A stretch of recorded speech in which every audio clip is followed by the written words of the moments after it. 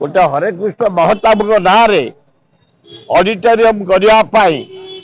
गदा सरकार नवीन सरकार प्रस्तुत थिले डिक्लेयर करथिले गोटे 5000 विशिष्ट लोक बसिबा भली भुवनेश्वर गोटे बड़ ऑडिटोरियम हम काली म्युनिसिपालिटी कॉर्पोरेशन ने पास करछंती भुवनेश्वर सबुठु बड़ ऑडिटोरियम तैयारी हब तेणु मु आपण मानकु धन्यवाद दूचे all corporator mayor deputy mayor commissioner जेते कर्मचारी जो बड़ ऑडिटोरियम टा हम 5000 लोक बसी मनोरंजन करेंगे मीटिंग करेंगे इत्यादि इत्यादि से ऑडिटोरियम टाको जे राजधानी प्रतिष्ठाता